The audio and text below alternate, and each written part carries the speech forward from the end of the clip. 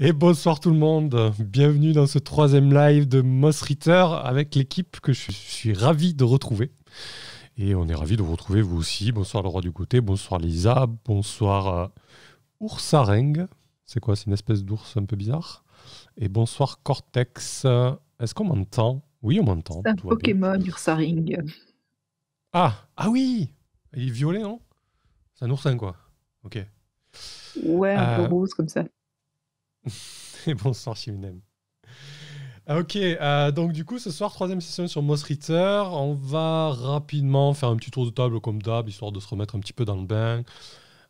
Ce qui vous a marqué et moins marqué. Je vais peut-être commencer là, histoire de lancer un peu la chose. On va aussi intégrer le nouveau personnage de la Fliss, puisque Mhm. Iris a trépassé suite à l'ouverture d'une porte explosive piégée. T'en fais pas, je te suis pour le prochain. Je pense que Kara, il devait à tout prix mourir pour prouver que ce jeu est létal. J'ai des gros doutes sur ma survie, disons. Les probabilités ne sont pas de mon côté, en tout cas. Ouais, c'est vrai que t'as pas grand-chose aussi, toi. Du coup, moi, je veux juste dire où vous en êtes, en fait. C'est que vous avez parcouru entièrement la communauté de Cuvrebois et vous avez réussi à mettre la main sur Mestre Farine, sain et sauf. Donc, vous avez rempli votre premier objectif en tant que compagnon de la communauté de Moulin Vert. Et je vais passer la parole à... Allez, à la Fliss. Qu'est-ce qui t'a marqué en bien ou en mal, hein, ou les deux, lors de la dernière Je séance? suis morte. Évidemment. Qu'est-ce qui m'a Évidemment. marqué? Beaucoup de choses. C'était très stressant pour la petite Iris quand même parce qu'elle était en très mauvais état suite à sa chute de l'ascenseur. Donc cette scène plutôt dans le réfectoire où on ne pouvait pas faire grand-chose à part essayer d'attirer l'attention pour éviter que 33 ou Brie ne se fasse déchiqueter par ces psychopathes alors que Brie, lui, il est parti la queue entre les jambes. Et puis, qu'est-ce qui m'a marqué? Ce qui m'a marqué, c'est ce hibou qui a dévoré devant moi un des cultistes. Puis un second. C'est vrai. Puis toutes ces souris automates à moitié explosées au sol. Puis une porte et aucun souvenir. Ok. Eh bien, effectivement, Iris en a payé de sa vie pour mener à bien cette mission. Ensuite, on a eu Béric. Béric, donc Théo, bonsoir à toi. Qu'est-ce qui t'a marqué, toi, Salut, de ton bonsoir à côté? tous. Alors, ce qui m'a marqué, c'est que je tiens à dire que je suis pas parti la queue entre les jambes. Il fallait surveiller l'entrée de la salle et il se trouve que effectivement, en plus, il y avait des créatures assez effrayantes pour moi dans le réfectoire. Mais c'est annexe. Ce qui m'a surtout marqué, c'est en fait le fait que 33 m'a sauvé la vie grâce à sa magie, alors que une idée complètement folle m'était venue en tête de me confronter directement au hibou. Et surtout, ce que je retiens, c'est le cadeau que m'a fait Mestre Farine après qu'on l'ait retrouvé. L'os de la mémoire. Dans l'optique de pouvoir aller l'utiliser pour parler à la reine sorcière. Ouais, effectivement. C'est un sacré cadeau qui t'a fait là, donc c'était plus ou moins l'objectif que vous aviez en tête. Hein. Tu voulais rajouter quelque chose? Non, je pense que j'ai à peu près dit les trucs qui m'ont le plus marqué. Et bon, le fait qu'Eris soit morte dans l'exercice de ses fonctions. En plus, même si on l'a pas beaucoup joué, nous a quand même pas mal marqué Beric. Ok, ça marche. Parfait, merci à toi Théo. Et ensuite on a Brie. Brie qui avait une chance sur deux de mourir, hein, mais c'est Iris du coup qui est passé. Eh ben, la mort d'Iris m'a marqué par sa bravoure. Puis elle m'a sauvée quand même. Je lui suis redevable. Et après, vraiment, ce qui m'a marqué, c'était le fait que l'épisode dernier, finalement, il avait fini avec beaucoup plus d'action violente, en fait, que ce qu'on avait réussi à éviter au début. Donc, et les souris mécaniques. Alors ça, les souris mécaniques... J'essaie c'est de vrai les qu'il y avait- imaginer, mais je suis pas encore, à mon avis, je suis pas encore au point là-dessus. Alors, vous les avez trouvés à moitié explosés, pas en activité. Hein. Elles suintaient d'une espèce de liquide violacé que Feu Iris a pu identifier comme un extrait d'un champignon qui pousse à l'est. Et effectivement, oui, c'était des souris d'assemblage de cuivre et de bois. Des automates, quoi. Mais tu t'en feras une meilleure idée, je pense, quand il y en a une qui se jettera sur toi, Brie. Non, je sais pas si je peux éviter. Ça marche, merci. Et pour finir, donc, 33, quelle reine? Bah, j'ai pas grand chose à rajouter, ça a été déjà pas mal dit, effectivement. On a.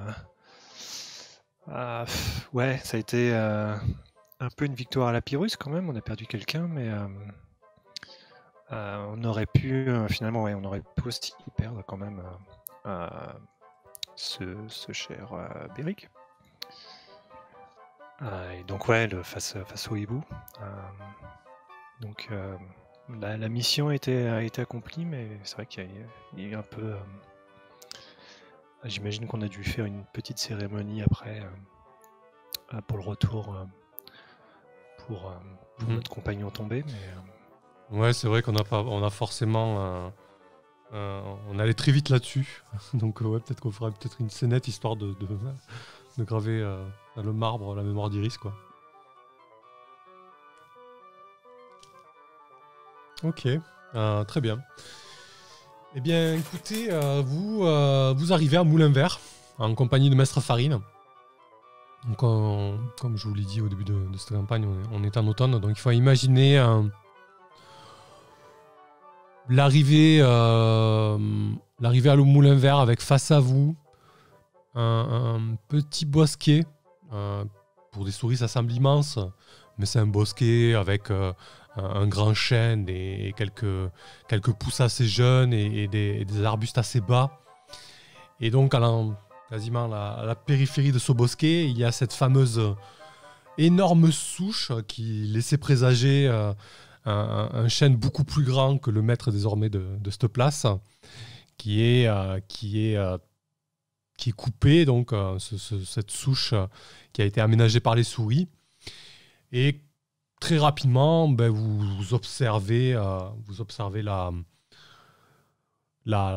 l'effervescence autour de cette souche, puisque vous voyez rapidement que on prépare la fête au grain, quoi. Du coup, il y a pas mal de souris à l'extérieur en train de monter les pales du moulin, d'assembler, de tisser je sais pas si ça s'appelle des voiles, mais en tout cas de tisser autour des armatures pour fixer le tissu qui prendra le vent afin de faire tourner le moulin le temps des festivités. Et donc il y a beaucoup d'émotions, beaucoup d'agitation, beaucoup d'événements comme ça, beaucoup de mouvements plutôt autour de cette immense souche. Donc à l'intérieur de la souche, c'est vraiment creusé. Il y a une entrée principale et quelques entrées extérieures, etc., avec des échelles de cordes, des échelles classiques. Donc il y a vraiment tout un tas de petits trous à l'intérieur de la souche, plusieurs accès à diverses hauteurs de moulins verts pour y accéder. Ce qui fait que c'est un petit peu une place forte en fait au final, ce moulin. Et il y a quelques cabanes qui se greffent alentour, mais on comprend rapidement que ce sont des habitats un petit peu temporaires quand la saison est moins dangereuse en fait. Et donc peut-être qu'à l'arrivée de Moulin Vert, vous êtes accueillis par une compagnie de souris. Peut-être que tu fais partie de cette compagnie, Gwyneth. Comme ça, tu nous dis à quoi tu ressembles et t'accueilles le groupe. Peut-être. Regardez, ils sont rentrés. Regardez, ils ont ramené la catastrophe. Alors Gwyneth, c'est une forgeronne. C'est la forgeronne de Moulin Vert. C'est une Parfait. petite souris blanche, assez intrépide, et qui a un énorme piercing à l'oreille, en forme de demi-lune. Voilà, je cherchais le mot. Et qui est très très bien armée. Qui est modérément armé forte. jusqu'aux dents. Très bien armée. Voilà. Ok, parfait. Et du coup, bah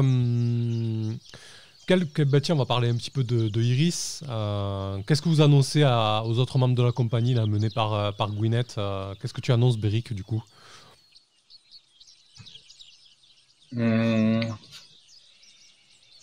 En fait, je dépose. Alors, je sais plus ce qu'avait Iris comme symbole de son appartenance à la compagnie.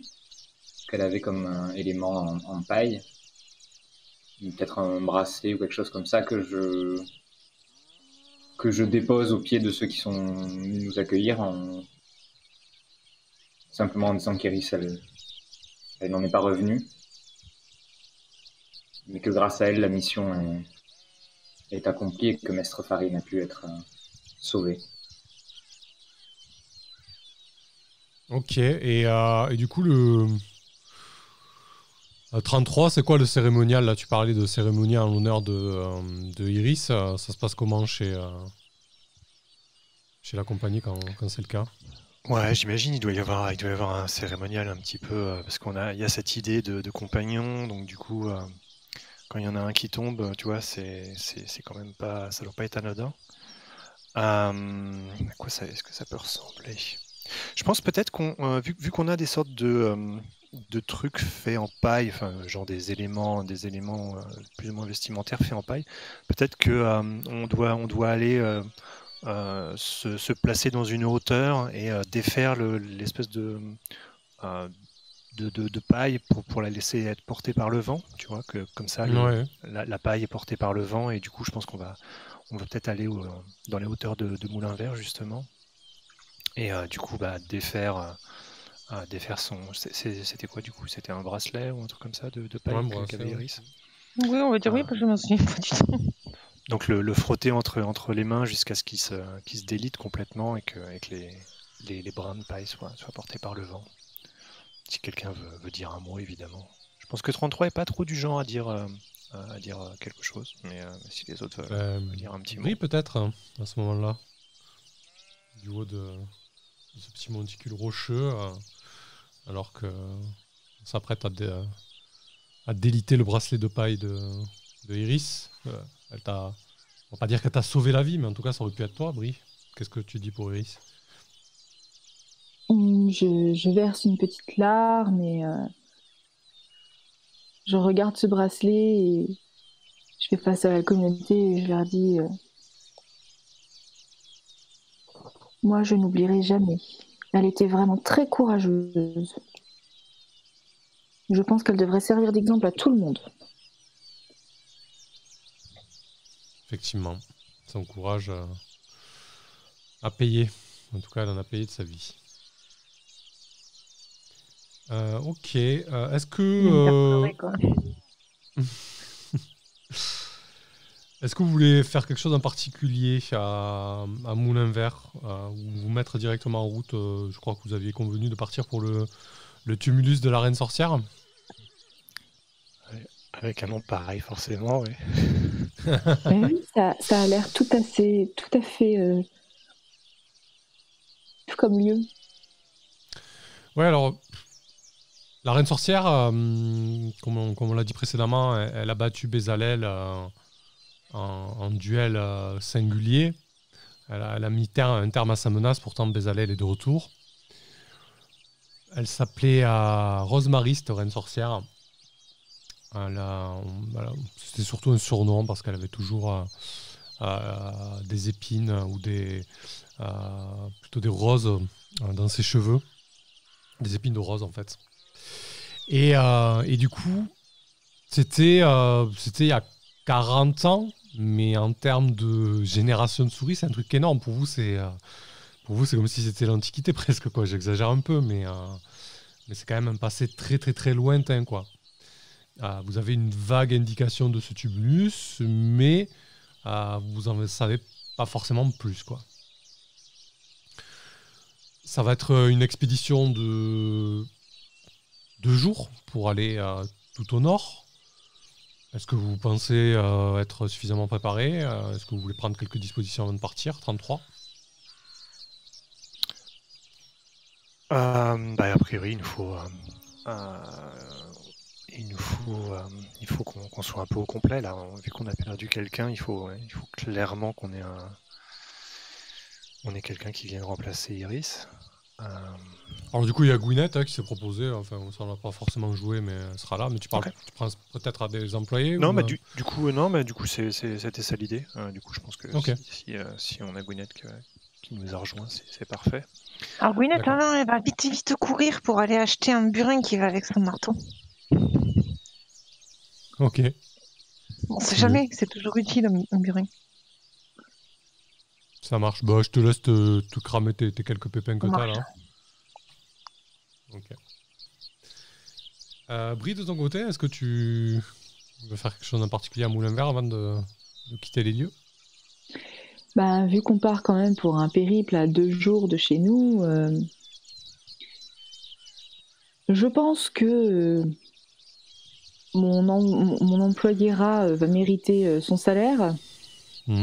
Et on va charger un petit peu la petite brouette là qui pousse ou qui tire, je sais pas dans quel sens il veut la tracter, mais on va y mettre des vivres. Je propose de mettre aussi de quoi faire des bandages, parce que nous avons vu que c'était utile. Et puis peut-être l'une ou l'autre chose qu'on voudrait prendre. Alors non, Gwyneth, tu ne peux pas prendre ton enclume, c'est pas possible. Mais j'ai mon burin, mais bon. C'est toujours utile une enclume. Un petit morceau peut-être? Non, c'est trop lourd. Si j'ai besoin de retaper ma ligne. Ok, donc tu charges le porteur rat de prendre de porter. Ok. Donc des rations et du bandage, ok, pas de problème. Je pense que tu peux enlever aussi tes pépins, on va pas faire des comptes d'apothicaire, y a pas de souci. Et toi, Béric, de ton côté? Non, si on prend à manger, de quoi se soigner, je passe pas beaucoup de temps à chercher quoi acheter. Je vais plutôt voir si Mestre Farine il est bien pris en charge et s'il va bien, s'il a pu un peu récupérer. Voilà, je vais pas passer beaucoup de temps à faire des achats ou plus me préparer. Ok. Oui, alors Mestre Farine avance voûté vers le moulin, la scène un petit peu avant lorsque vous avez été accueillis et lui il a rapidement été pris en charge, sollicité comme une rockstar. Du coup, il y a les contremaîtres et autres responsables de la festivité du grain qui sont approchés de lui pour rapidement s'occuper du moulin, des mécanismes, vérifier les denrées, etc. Donc il est déjà au boulot, quoi. Et il va aussi s'entretenir, je pense, avec les autorités de Moulin-Vert concernant l'attaque qu'il y a eu sur Cuivre-Bois et sur la menace qui est réellement Bézalel, quoi. Et puis peut-être du coup aussi, vu qu'il y avait des liens avec Cité Blanche, peut-être que du coup si on a des compagnons qui sont envoyés là-bas, qu'ils soient peut-être un peu sur leur garde aussi. Oui, effectivement, oui, si vous faites passer l'info entre compagnons, oui, il y a potentiellement des traîtres à Cité Blanche. Bien vu. Ok. Eh bien écoutez, si vous êtes parés, nous pouvons nous mettre en route. Donc sur la carte, comme vous pouvez le voir, c'est au nord-nord-est. Quel chemin vous empruntez du coup?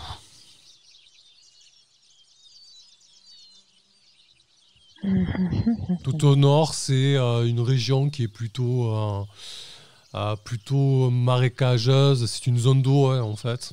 Une zone humide. Et au nord-est, c'est des sous-bois. avec il y a une zone qu'on appelle la carcasse de fer. Vous savez pas trop ce que c'est, mais c'est une immense ruine en fer rougeâtre, rouillée, quoi. Si vous avez trouvé des trucs en fer, il y aura peut-être des trucs à récupérer là-bas. Moi, ça peut toujours me servir du fer. Effectivement. Moi, j'avoue, cette énorme carcasse m'intrigue. Je profiterai bien du voyage pour justement aller jeter un œil. Puis on sera au sec comme ça. Ce sera quand même plus agréable. Oui, c'est sûr que ça collera moins aux pattes. Cool. Ok. Donc, vous mettez en direction, vous partez en direction du nord-est. La journée est plutôt fraîche le matin lorsque vous vous lancez. Les températures sont un petit peu basses pour ce début d'automne. Et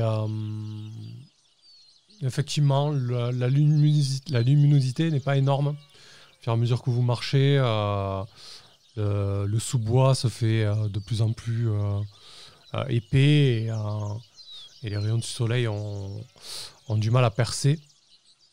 C'est quoi l'ordre de marche du coup 33. Bah, j'imagine qu'on va avoir notre fier Béric en premier, j'imagine. Ah, mais carrément, je marche en faisant des grandes enjambées. C'est à peine si je sifflote pas. Je suis tout heureux d'aller à l'aventure. Et après, j'aurais tendance à fermer la marche. Classiquement, toujours avoir ce 33 qui est toujours un peu en dernier, un peu à l'écart. Donc ouais, je pense qu'il doit être en dernier. Ou après, s'il y a quelqu'un qui chemine avec lui au même niveau, ça peut le faire, mais je pense pas qu'on soit en ligne non plus forcément, quoi. Mais... Ok. Ça marche. Moi, donc, je pense que je suis assez devant. Ouais. Pardon. Ouais, tu talonnes presque Béric, quoi. Genre, tu fais les mêmes enjambées fières et tout. Voilà. Et des enthousiastes. Limite. Ouais, et Brie, de ton côté, du coup Bah, moi, je serais plutôt au milieu avec le porteur rat et les vivres. Ok. On lui a donné un petit nom à ce porteur rat ou pas?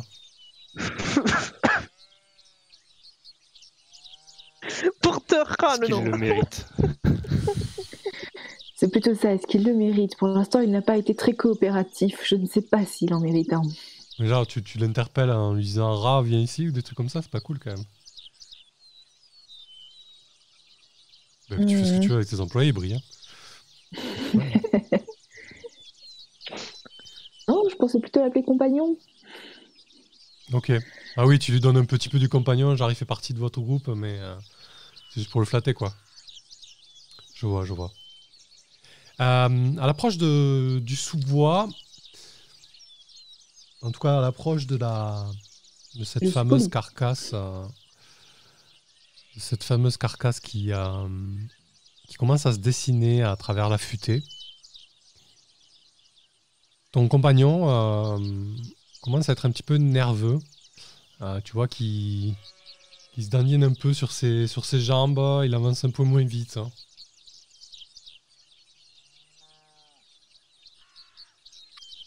Bah alors, compagnon, qu'est-ce qui vous arrive? C'est la carcasse qui vous impressionne?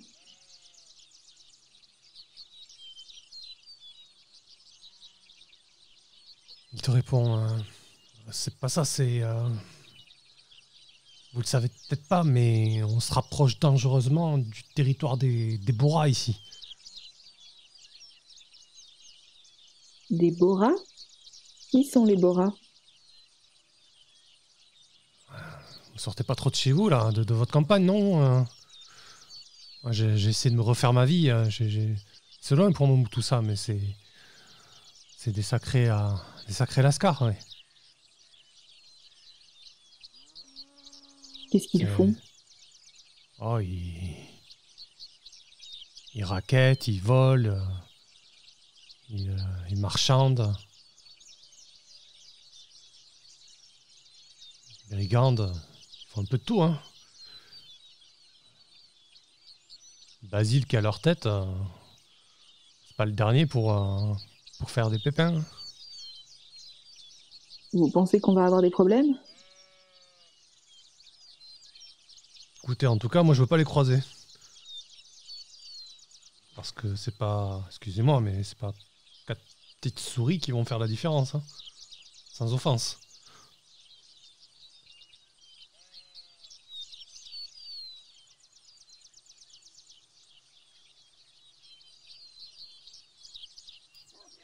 Donc il t'avertit de ça.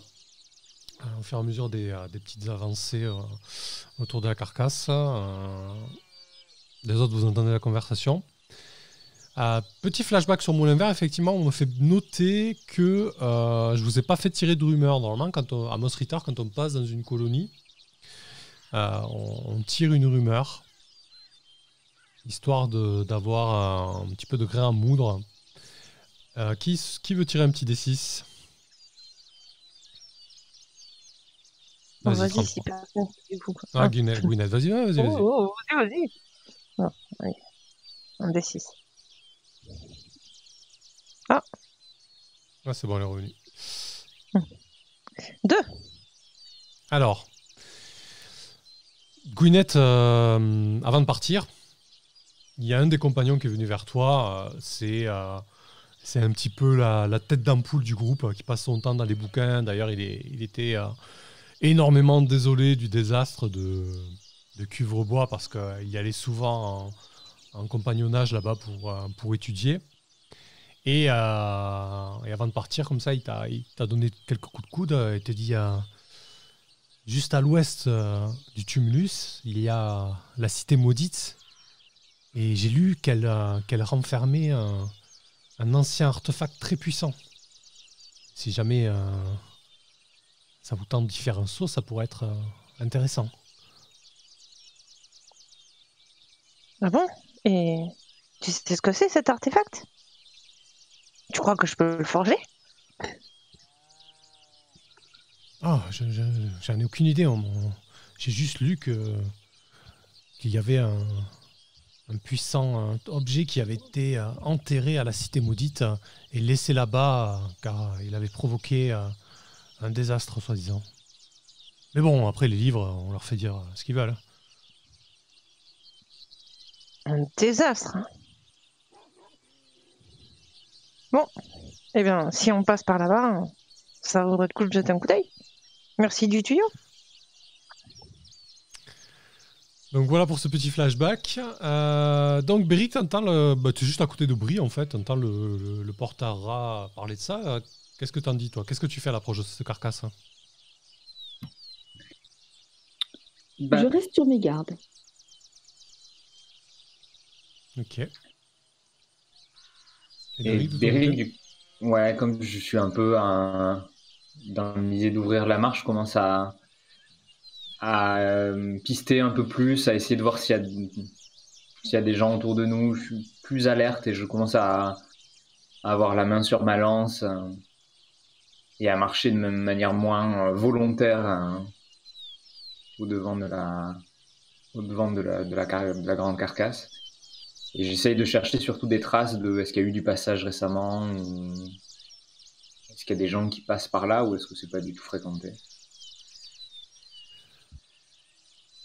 Ok, d'accord, très bien.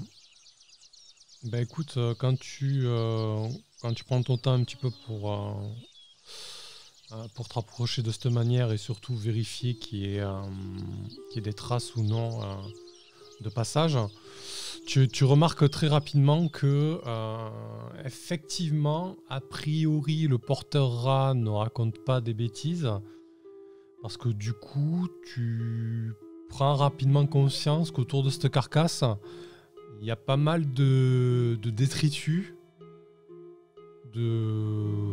d'amoncellements, d'objets divers, de bois brisés. En tout cas, il y a eu de l'activité. Tu sais pas s'il y a encore de l'activité face à toi pour que tu visualises bien. Tu as cette grande masse ferreuse à laquelle il y a une énorme porte ouverte. Donc c'est c'est pas du tout fermé. Tu vois ce que vous appelez vous vous devez appeler ça du verre aussi, hein, brisé en hauteur.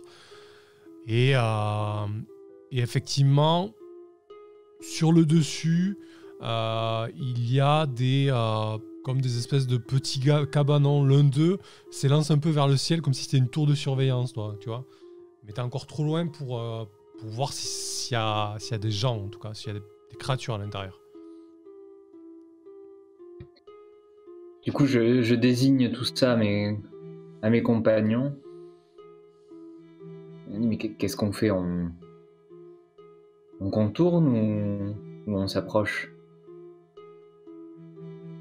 Après tout, l'idée c'est quand même qu'on atteigne le tumulus. Si on peut essayer peut-être de passer discrètement. Je te regarde un petit peu tous les uns les autres pour juger à quel point on peut réussir à être discret.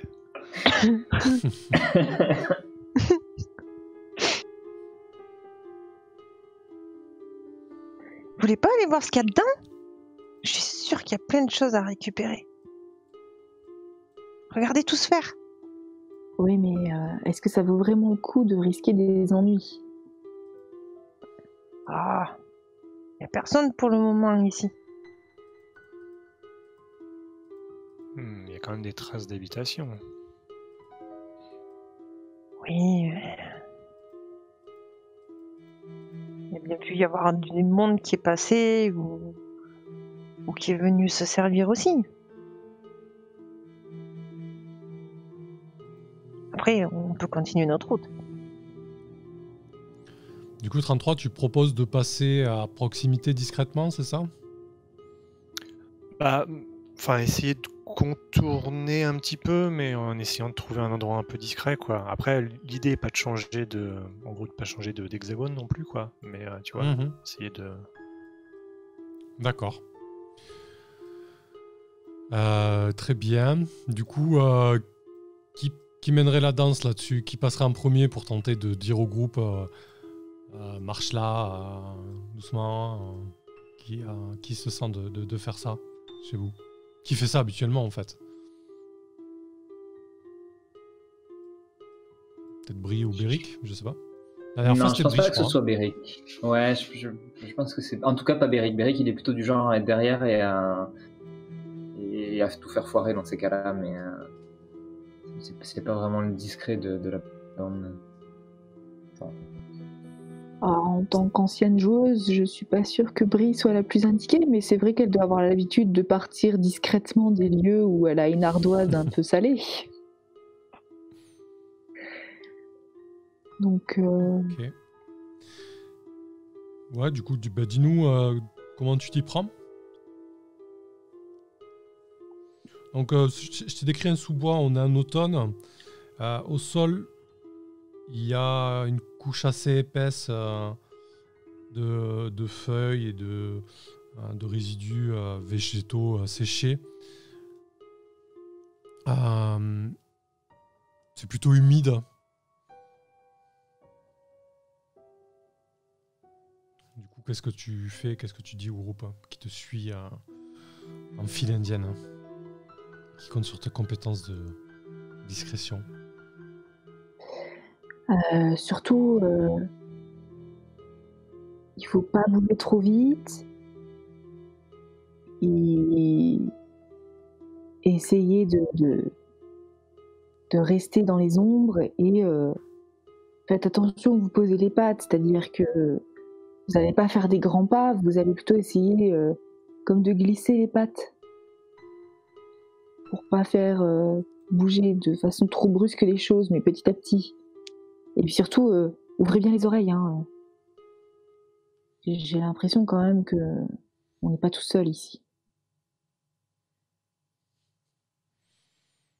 Ok. Écoute, je te propose de faire pour le groupe un jet de sauvegarde de dextérité. Voir si tu parviens à trouver le parcours le plus optimum et silencieux.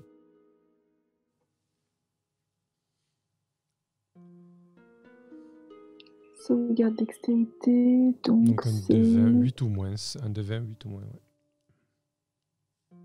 Un des 20. Oh. Ouch. Ok. Je sais pas pourquoi je le sens pas trop. Dès qu'on lance l'idée, de toute façon. Moi, le résultat, il s'est pas affiché. T'as fait combien?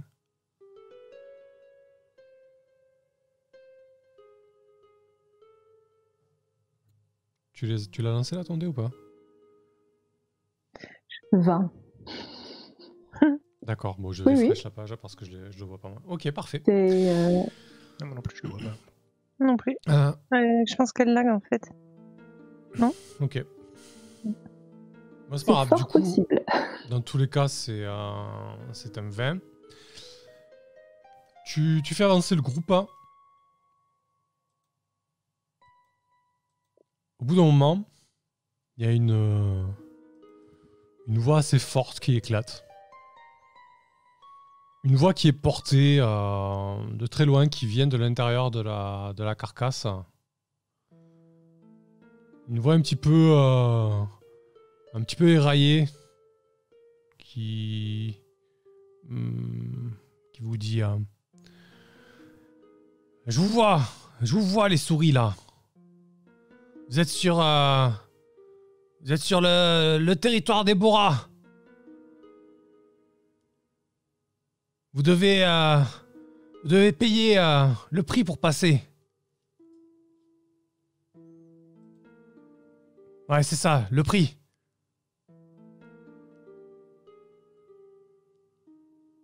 Je regarde mes compagnons et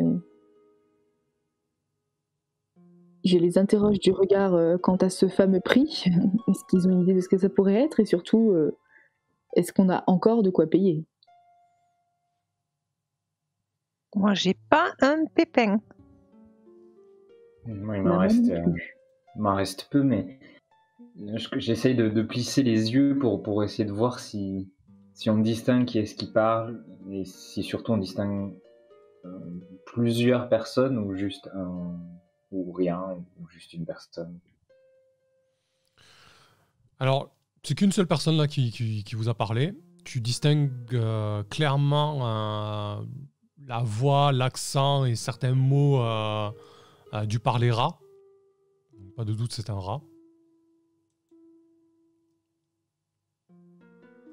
Mais tu peux noter que soit il manque de confiance en lui, soit il est un peu trop picolé, soit il est pas à l'aise, quoi. Tu vois? Il y a un truc qui cloche, quoi. Non, je pense que tout ça c'est du bluff. Il n'y a rien à payer qu'un pauvre ivrogne ermite qui vit plus que là-dedans. Continuons d'avancer. Bon, ben... j'espère que tu as raison. Vous continuez d'avancer, du coup? Alors que vous avancez un petit peu, quelques pas, vous entendez quelque chose qui bouge à l'intérieur de la voiture, des objets qui tombent, et la voix à nouveau qui se fait entendre. Je vous avais prévenu. Je vais arriver et prendre mon dû comme il se doit. Et là, boum, vous entendez un gros truc qui tombe au sol. C'est un rat qui vient de sauter de la carcasse.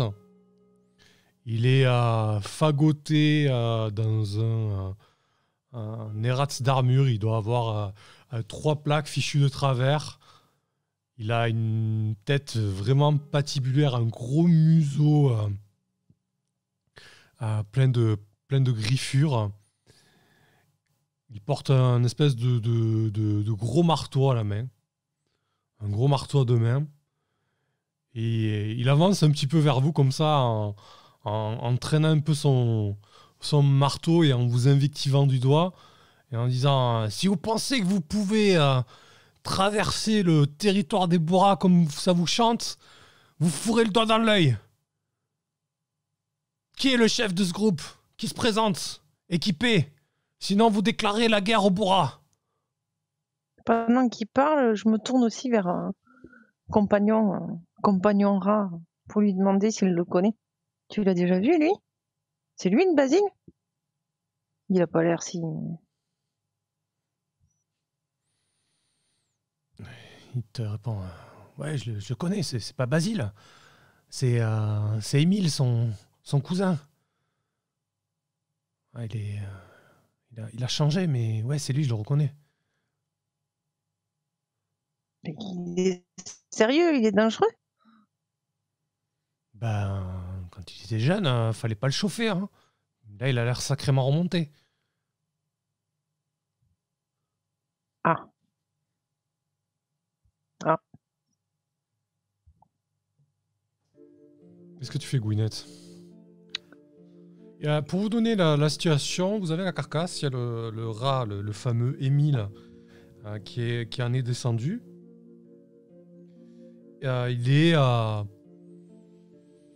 vous êtes passé à proximité pour voir, si j'ai bien suivi, si vous pouviez apercevoir des choses à l'intérieur de la carcasse.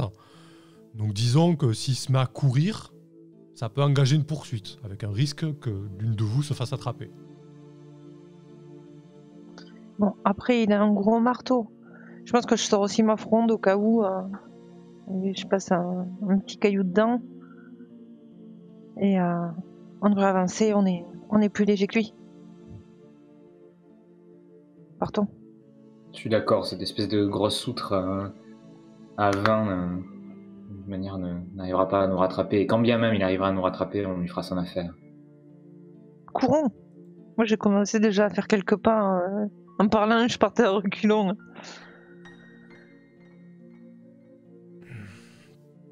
Vous partez, vous commencez à accélérer le pas. Il se traîne un peu et un petit peu dans un baroud d'honneur, il dit ouais, ben, ça sera rapporté à Basile. Vous allez voir, je suis sûr que vous venez d'à côté là avec vos fichus en paille. Je vous reconnais là, tous, là je vous ai vu. Et je saurais dire qui vous êtes. Vous avez plutôt intérêt à vous planquer quand Basile va vous tomber dessus. On passe pas sur notre territoire comme ça sans rien payer. Ouais, c'est ça, ouais, partez.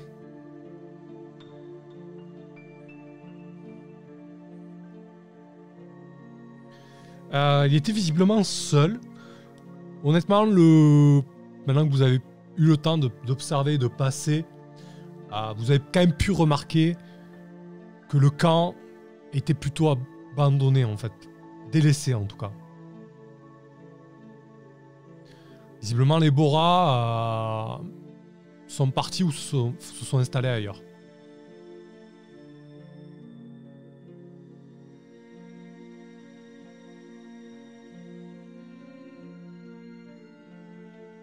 Et le fait qu'il était délaissé, ça paraissait délaissé à la hâte ou délaissé, il n'y avait plus rien. Non, ils sont vraiment partis. Je pense pas que ça a été délaissé à la hâte parce que de ce que tu as vu, il restait plus grand chose de valeur honnêtement quoi. Okay. Il n'y avait pas de traces de fuite à la hâte, non. C'était vraiment... Ils ont laissé les ordures quoi, et Émile du coup. Pauvre Émile. Il faudra quand même en informer les autorités à Moulin-Vert de leur déplacement. Je ne voudrais pas qu'ils s'allient à Bézalel. Ok. Tu veux vraiment que ces rats auront affaire avec ce Bézalel? Il a bien usé de souris. Je ne sais pas, Oui, mais des souris savantes. Ces rats-là sont des larcins. Je ne suis pas sûre que ce soit le même rapport que Bézalel recherche. Oui, certes, mais même les savants ont besoin de bras pour bouger leur matériel.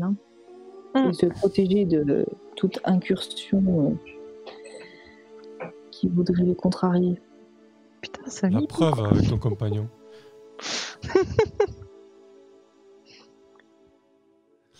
Ok. La journée va toucher à sa fin.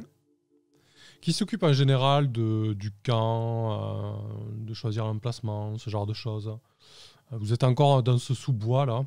Vous êtes maintenant éloigné de la carcasse. Hein. C'est peut-être B33 qui est le plus expérimenté là-dedans, je sais pas. J'aurais tendance à dire que c'est peut-être plus quelqu'un comme une céréalicultrice oui. qui serait... Pourquoi j'ai l'impression que tu me regardes fortement, non? Je sais pas. Enfin, voilà, quelqu'un d'un peu plus peut-être, ouais. Oui, dans la ça va, tendance, c'est pas parce que moi, je suis un peu urbain quand même. Hein. Je suis un peu une souris des villes. Hein. Donc, c'est vrai, ouais. Donc, je suis pas sûr, non. Ouais, non, effectivement, ça colle tout à fait à ce que fait Béric de s'occuper de ça, de s'occuper de faire à manger, et de trouver de quoi faire à manger sur les bivouacs. Ok. Du coup, je commence à chercher un endroit un peu abrité, peut-être dans le creux d'une racine d'un arbre ou quelque chose comme ça pour essayer d'être un peu camouflé et trouver quelques petites choses pour agrémenter nos maigres rations qui manquent généralement un peu de goût et de parfum. Et essayer de cuisiner quelque chose qui va remonter le moral de tout le monde.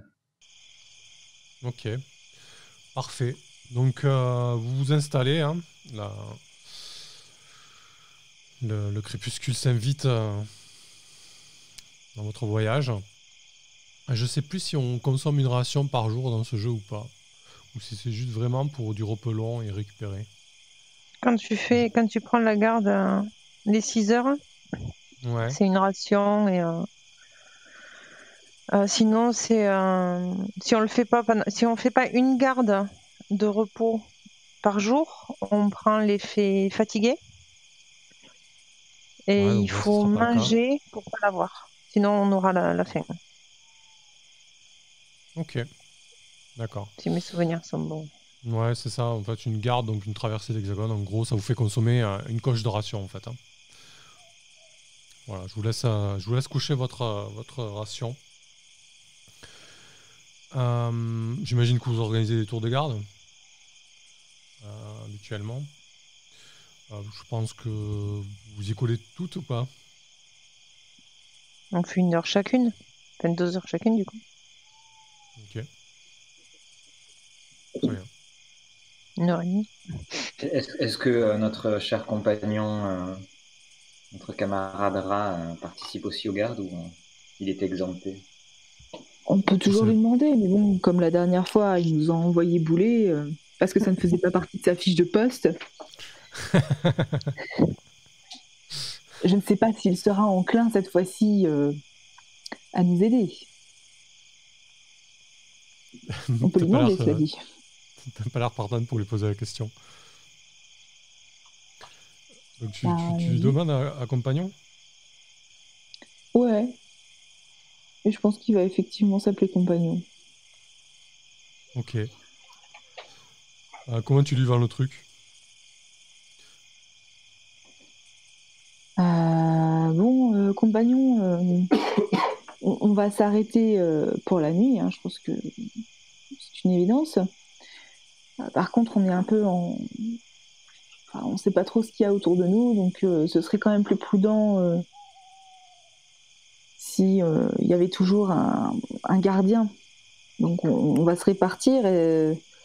Est-ce qu'on peut compter sur votre appui, histoire que on puisse tous dormir un petit peu cette nuit, quoi? Ok. Il te regarde aussi intensément qu'un rat peut te regarder. Et il va faire un test de volonté, hein, tout simplement. Hein.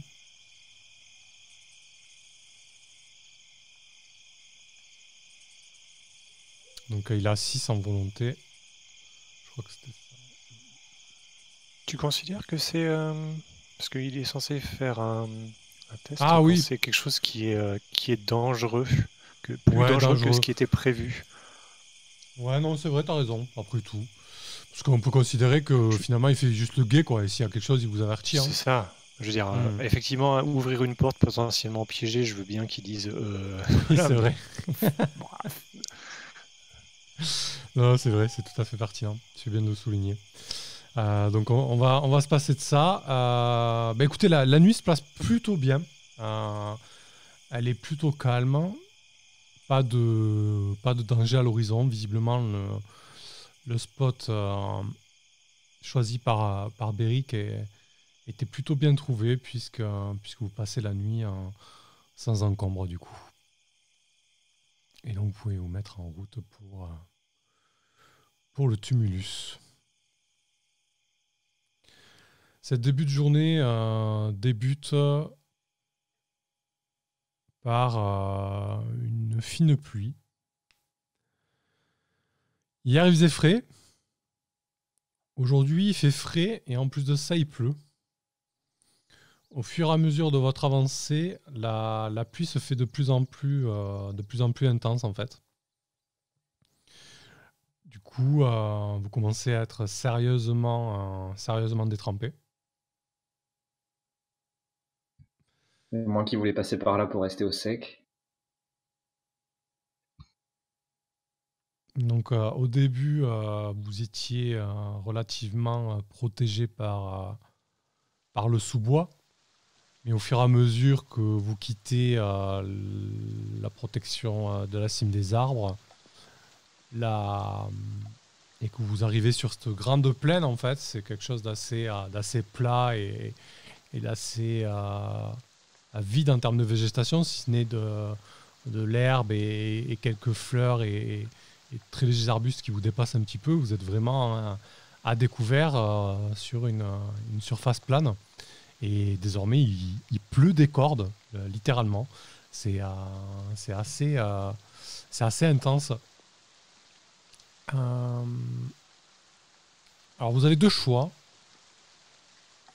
Soit vous restez à l'abri dans les sous-bois, ce qui implique de perdre une journée, de consommer des rations, de potentiellement tomber sur un danger dans les sous-bois. Soit vous persévérez avec cette pluie qui est quand même assez forte par rapport à vous. Donc là, vous imaginez, il y a des grosses gouttes qui tombent en permanence sur vous, qui vous détrempent littéralement, quoi. Vous êtes des boules de poils mouillées, quoi. On peut vous essorer. Si vous continuez à progresser en direction du tumulus, qui est encore à une bonne heure de marche, 2 heures de marche, vous allez devoir faire un test de sauvegarde de force pour éviter la condition fatigue. Qu'est-ce que vous faites?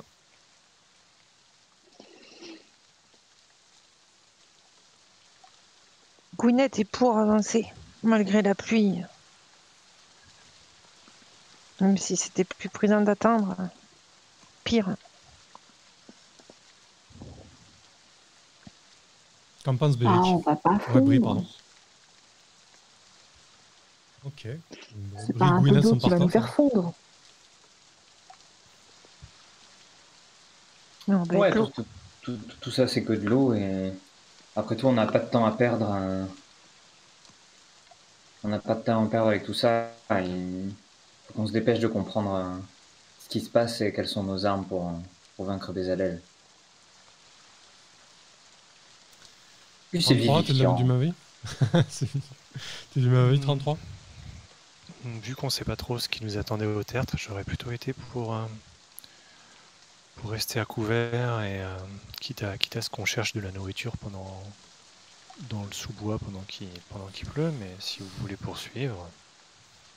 Alors le sous-bois, ça vous aurait juste permis d'être à l'abri, mais pas forcément de faire plus parce que la pluie est là quand même. Hein. Du coup. Ok, ben écoutez, vous continuez. Je vous propose de faire un tour chacun, un test de force, de sauvegarde de force, hein, pour voir si vous écopez littéralement de la condition fatigue ou non. C'est pas cool pour ceux qui ont des stats totalement nazes, les amis.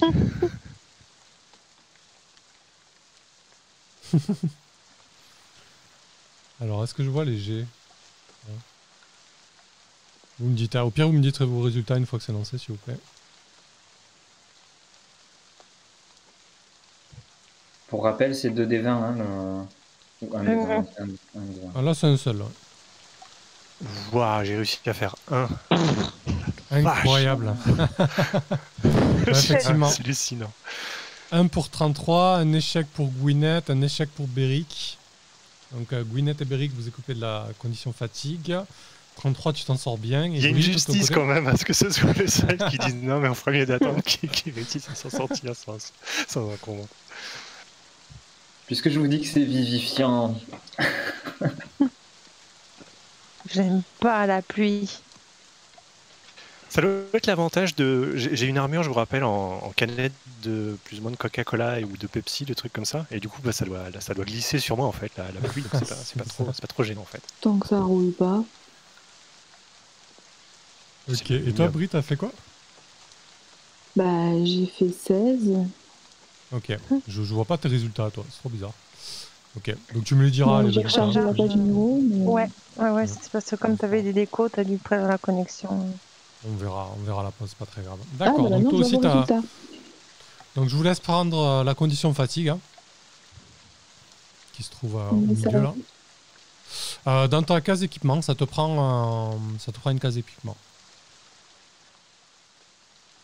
Et il faudra un repos long pour vous en débarrasser. Donc malgré la pluie battante, vous progressez en direction du tumulus. Donc c'est effectivement un monticule de terre qui, à échelle de souris, doit faire 50 fois votre taille. Je sais pas, ça doit mesurer peut-être un petit mètre de haut, mais pour vous, ça vous semble être une petite colline, quoi. Un petit amoncellement. Autour et sur ses flancs, il y a un petit peu de végétation, d'arbustes assez rabougris, assez épineux qui a poussé. Mais dans l'ensemble, c'est assez dégagé. Et comment tu approches de ça, Beric, du coup?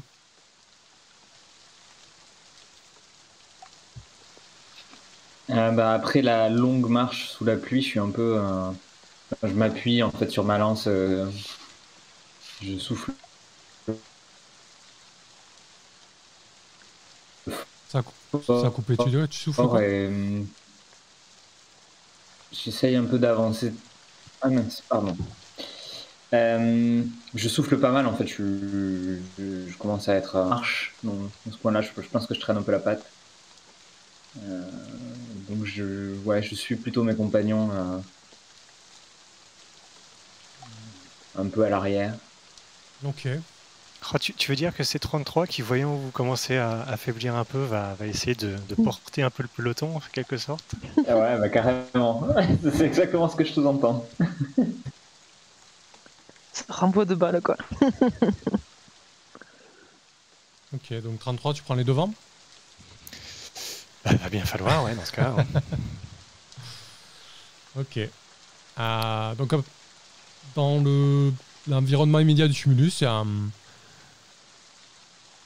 y a un petit regroupement de bosquets, enfin de bosquets d'arbustes,